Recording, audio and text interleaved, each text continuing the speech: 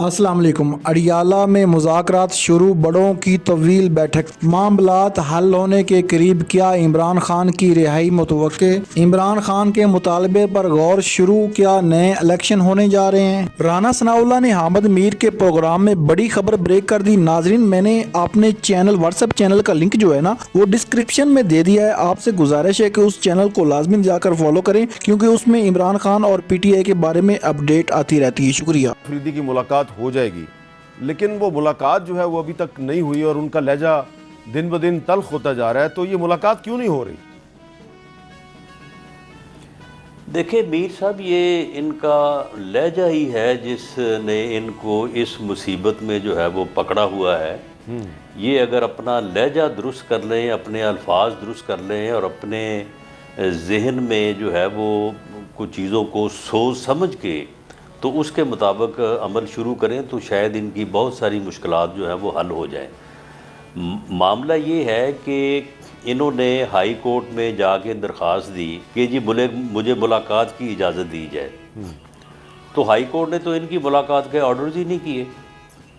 اچھا، یعنی اتنے یہ کم عقل ہے کہ ہائی کورٹ نے کہا کہ جی دیکھیں ہم نے تو آرڈرز کیے ہوئے ہیں آلریڈی۔ وہ لسٹ کا ایک سسٹم بنا ہوا ہے، اس لسٹ میں جا کے اپنا آپ نام ڈلوائیں اور جا کے ملاقات کر لیں۔ اچھا، اور ان کو یہ نہیں معلوم کہ وہ لسٹ جو ہے وہ لسٹ صرف عمران خان صاحب کی فیملی اور ان کے وکلاء کے لیے ہے۔ اچھا، تو اب یہ چیف منسٹر صاحب کا اس لسٹ میں نام کیسے داخل ہوگا؟ تو اب یہ اس بات میں پھنس گئے ہیں۔ لیکن آج یعنی ہائی کورٹ کے 3 رکنی بینچ نے کسی آرڈرز میں یہ نہیں کہا کہ mister Sohail Afridi the chief minister of P K کی ملاقات کروائی جائے، ایسا کوئی آرڈر نہیں ہے۔ تو آپ کے خیال میں اب ان کی ملاقات کا کوئی امکان ہے یا نہیں ہے؟ دیکھیں جی، جو جیل رولز ہیں میر صاحب، اس کے مطابق کوئی بھی آدمی جو ہے وہ جب جیل میں ہوتا ہے تو اسے 2 طرح کے لوگ مل سکتے ہیں۔ ایک اس کے وکلاء مل سکتے ہیں جو اس کے کیس کی پیروی کر رہے ہیں، اور دوسرا اس کے امیجیٹ فیملی ممبرز مل سکتے ہیں۔ میں خود جب عمران خان صاحب کی حکومت تھی، وہ ماشاءاللہ وزیر اعظم تھے، آصف عثمان بزدار تھا وزیر اعلیٰ تھے، تو میں کچھ 6-7 ماہ جیل میں رہا ہوں۔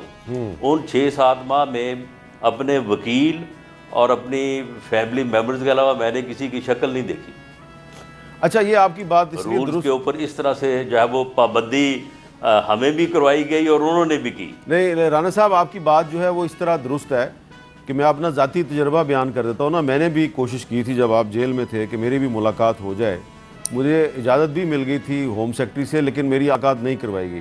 لیکن انہوں نے کہا چلے آپ رانا ثناءاللہ صاحب کو چھوڑ دیں، آپ سعد رفیق صاحب سے مل لیں، تو میری ان سے ملاقات ہو گئی، سلمان رفیق صاحب سے ملاقات ہو گئی، پھر میری حنیف عباسی صاحب سے بھی لاہور جیل میں ملاقات ہو گئی۔ تو آپ سے چلیں نہیں انہوں نے کروائی، لیکن باقیوں سے مجھے نہیں ملایا۔ آپ سے نہیں ملوایا، لیکن میری سعد رفیق صاحب یا حنیف عباسی صاحب سے تو کوئی رشتہ داری نہیں ہے، ان کے ساتھ میری ملاقات ہو گئی۔ شہباز شریف صاحب سے بھی ملاقات ہو جاتی تھی۔ ڈسکریشن ہے نا۔ ہاں نہیں، لیکن میر صاحب یہ سپرڈنٹ جیل کی رولز میں باقاعدہ درج ہے، اس کی ڈسکریشن ہے۔ اچھا، وہ اپنی صوابدید کے تحت جس کی بھی چاہے کروا سکتا ہے، وداؤٹ کورٹ آرڈر بھی کروا سکتا ہے۔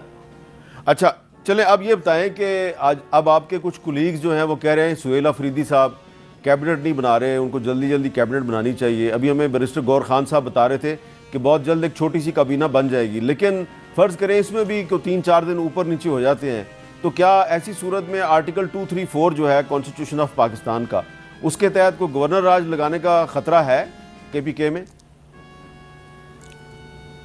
نہیں، میرا خیال ہے کہ ایسا نہیں ہونا چاہیے، اور ایسی کوئی بات جو ہے وہ فیڈرل گورنمنٹ کے یا پرائم منسٹر کے جو ہے وہ زیر غور نہیں ہے۔ لیکن معاملہ یہ ہے کہ دیکھیں یہ کچھ سیاسی جماعتوں کا رویہ ہے، یہ کوئی یعنی پولیٹیشینز کا رویہ ہے کہ بھئی آپ منتخب ہو گئے ہیں، آپ چیف منسٹر بن گئے ہیں، تو آپ اپنی کیبنٹ جو ہے وہ اناؤنس کریں۔ مشاورت کرنے کے، مشورہ کرنے کے جو ہے وہ 100 طریقے ہوتے ہیں، آپ نے ان کی پرمیشن یا ان کی کنکرنس لینی ہے وہ لے لیں۔ اتنی لمبی تقریر اور عشق رمضان اور میں عشق عمران اور میں مارا جاؤں گا، میں یہ کروں گا، میں وہ کروں گا، یعنی اس طرح سے تو سیاست نہیں ہوتی۔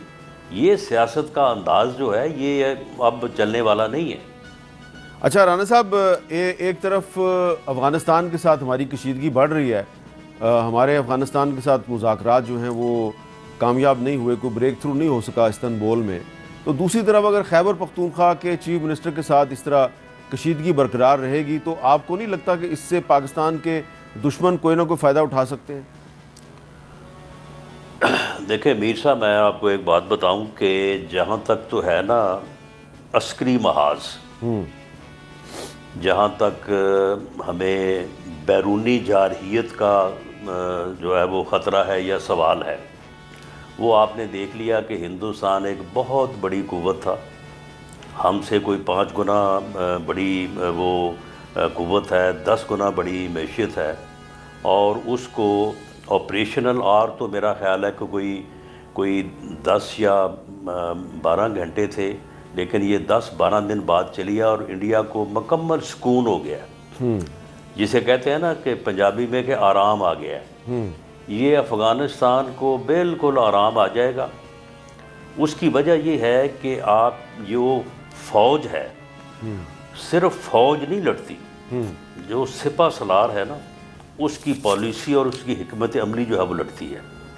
آپ کی جو عسکری قیادت ہے اور خاص طور پہ جو فیلڈ مارشل ہیں, میں جو ہے وہ اسلامی جنگیں اور خاص طور پہ جنگ یرموک جس کی فتح کے بعد رومن امپائر جو ہے وہ مسلمانوں کی جو ہے وہ قدموں میں آ کے گرا اور بیت المقدس اور پورا شام جو ہے وہ فتح ہوا, اس میں اگر آپ دونوں طرف کی فوجوں میں سے خالد بن ولید جو سپہ سالار تھا اسلامی فوج کا, اس کو نکال لیں نا, تو یہ شکست جو دوسری طرف ہوئی ہے وہ اس طرف بھی ہو سکتی تھی. یہ کوئی تقریباً کوئی جو ہے وہ 1.5 مہینے کی جنگ ہے. تو فیلڈ مارشل جو ہے اس کی آپ حکمت عملی دیکھیں, اس کا جو ہے وہ اس بارے میں جو ہے وہ اس کا ریزالو دیکھیں. اس آدمی میں جو ہے وہ خالد بن ولید جیسے اوصاف پائے جاتے ہیں, وہ اس پائے کا جرنیل ہے. تو اس لیے عسکری محاذ کے اوپر تو آپ کو کوئی فکر کرنے کی ضرورت نہیں ہے. اندرونی محاذ جو ہے, جو سیاسی عدم استحکام ہے, اس کی فکر ہمیں کرنی چاہیے. اور وہ جو صاحب بیٹھے ہیں نا اڈیالہ میں, انہیں چاہیے کہ وہ پرائم منسٹر کی جو آفر ہے, جو ریکویسٹ ہے کہ آئیں میثاق استحکام پاکستان کریں, ٹھیک ہے, اس کے اوپر اسے مثبت رد عمل کا اظہار کرنا چاہیے. تو اس ملک کو, پاکستان کو جو ہے وہ خیر ہی خیر ہے. ہم ہر طرف سے جو ہے وہ آگے بڑھنے اور اس ملک کو جو ہے وہ وہاں پہ لے کے جانے کے قابل ہو چکے ہیں کہ جہاں کے ہمارے آباء و اجداد نے خواب دیکھے تھے یا جس کے لیے پاکستان بنا تھا. اچھا رانا صاحب, آپ وزیر اعظم کے مشیر بھی ہیں اور کیبنٹ میں بھی شامل ہیں. آپ کا اپنا کیا خیال ہے کہ افغانستان کے ساتھ دوبارہ مذاکرات کا سلسلہ شروع ہونا چاہیے, یا پھر جس طرح کہ آپ کہہ رہے ہیں کہ ان کو سبق سکھا دیا جائے گا؟ وزیر دفاع خواجہ آصف صاحب بھی اسی طرح کے بیانات دے رہے ہیں کہ ہم ان کو چھٹی کا دودھ یاد کرا دیں گے. لیکن دوسری طرف جو وزیر داخلہ ہیں محسن نقوی صاحب, ان کی تہران میں ملاقات ہوئی افغانستان کے نائب وزیر داخلہ سے, تو وہ ان کا ہاتھ اپنے ہاتھ میں پکڑ کر میڈیا کو کہہ رہے ہیں جناب کہ ہم مذاکرات کے ذریعے مسئلہ حل کریں گے. تو یہ جو معاملہ ہے, اس میں آپ خواجہ آصف صاحب کی رائے سے اتفاق کرتے ہیں یا جو محسن نقوی صاحب کی اپروچ ہے آپ اس کے حامی ہیں؟ میں فیلڈ مارشل صاحب کا جو اس بارے میں ویو ہے جی, اور جو ان کی حکمت عملی ہے, میں اس سے اتفاق کرتا ہوں.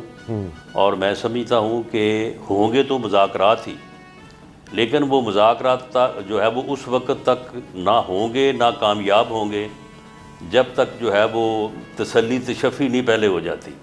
اور وہ تسلی تشفی جو ہے وہ کروا دی جائے گی. جو میرا اس بارے میں جو یعنی اندازہ ہے کہ وہ ایک دفعہ ہوئی ہے, تو میرا خیال ہے کہ تو 1-2 مرتبہ اور ہوگی, تو اس کے بعد پھر مذاکرات کامیاب ہو جائیں گے. لیکن چلے مذاکرات کبھی نہ کبھی تو ہوں گے, لیکن اگر پاکستان نے افغانستان کی تسلی اور تشفی کرنے کی کوشش کی اور انہوں نے بھی کوئی ایسا ہی کام دوبارہ کر دیا تو معاملہ بگڑ نہیں سکتا. کیونکہ آپ خود ہی کہتے ہیں کہ, اور صحیح کہتے ہیں کہ انڈیا جو ہے وہ اس محاذرے کے پیچھے ہے, وہ اس سے فائدہ اٹھانے کی کوشش کرے گا. تو ایسی صورت میں پاکستان کو بیک وقت یہ بھی تو ہو سکتا ہے 2 محاذوں پر مقابلہ کرنا پڑ جائے. نہیں، میں نے بات کی ہے کہ ہمیں جو ہے وہ یعنی اندرونی اور جو یا معاشی محاذ جو ہے اس کے اوپر ہمیں اپنی توجہ جو ہے وہ پوری دینی چاہیے. عسکری محاذ پہ جو ہماری عسکری قیادت ہے وہ کوائٹ کمپیٹنٹ ہے. ٹھیک ہے. اور اسی حکمت عملی کی کامیابی اور ناکامی ہوتی ہے. باقی پھر فوج تو شاید انڈیا کی ہم سے 5 گنا زیادہ ہے اور اس کے پاس ہتھیار بھی زیادہ. جی ناظرین، آپ نے رانا ثناء اللہ صاحب کی گفتگو سنی، اور آپ سے یہ بھی گزارش ہے کہ میں نے اپنے واٹس ایپ چینل کا جو لنک ہے وہ ڈسکرپشن میں دے دیا ہے، اور اس کو جا کر آپ لازمی فالو کریں، کیونکہ میں نے عمران خان اور پی ٹی آئی کے بارے میں جو بھی لیٹسٹ نیوز ہوتی ہے میں اپنے واٹس ایپ گروپ میں شیئر کرتا ہوں.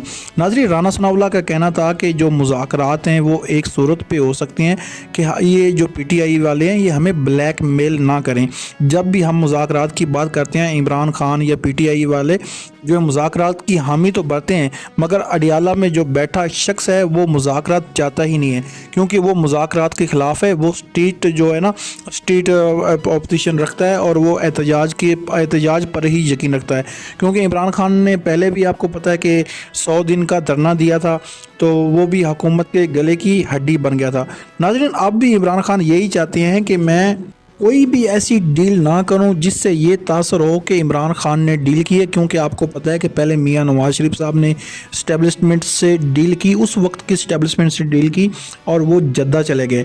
ناظرین، مگر عمران خان یہ چاہتے ہیں کہ میں عدالتوں کے ذریعے رہا ہوں اور عدالتیں نیوٹرل ہو کر میرے فیصلے کریں، کیونکہ آپ کو پتہ ہے کہ عمران خان ایک سیاسی قیدی ہیں اور ان کو سیاسی انتقام کا نشانہ بنایا جا رہا ہے. اس سے پہلے عمران خان بھی نواز شریف صاحب کو یا مریم نواز کو یا شریف خاندان کو سیاسی انتقام کا نشانہ بنا چکے ہیں.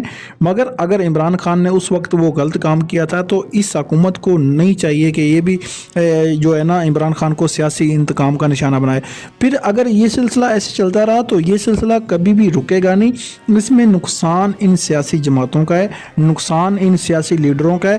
اگر یہ کبھی سمجھ لینا کہ ہم لوگ کیا کر رہے ہیں، یہ ان لوگوں کو ووٹ اس لیے ملتا ہے کہ یہ جا کر عوام کی خدمت کریں، مگر جب یہ اقتدار میں آ جاتے ہیں تو یہ اس چیز کو بھول کر ایک دوسرے سے سیاسی انتقام لینے پر تل جاتے ہیں. کسی بھی مسئلے کا جو حل ہے نا وہ مذاکرات ہے. مذاکرات کرنے چاہیے اور حکومت سے کرنے چاہیے، کیونکہ کل کو حکومت یہ نہ کہے کہ بھئی ہمارے ساتھ تو کسی نے مذاکرات کیے ہی نہیں تھے. تو اس لیے حکومت کے ساتھ مذاکرات کرنے چاہیے، چاہے یہ دھاندلی زدہ حکومت ہے، مگر حکومت تو ہے نا، اور سیاسی لوگ تو ہیں نا، ان کے ساتھ مذاکرات کرنے چاہیے، اور مذاکرات سے ہی رستہ نکلے گا. کیونکہ جب تک پاکستان میں سیاسی استحکام نہیں آتا تب تک پاکستان میں جو ہے انویسٹمنٹ نہیں ہوگی، لوگ انویسٹمنٹ نہیں کریں گے تو اس سے ملک کو نقصان ہوتا ہے. اس سے سیاسی جماعتوں کو نقصان تو ہوگا ہی ہوگا، مگر ملک کو بھی نقصان ہوگا. اگر آپ کو یہ ویڈیو اچھی لگی تو ویڈیو کو لائک کر دیں، چینل کو سبسکرائب کر لیں، بیل آئیکن کو پریس کر لیں. ملتے ہیں ایک نیو ویڈیو میں، تب تک اپنے میزبان کو اجازت دیجیے. اللہ حافظ.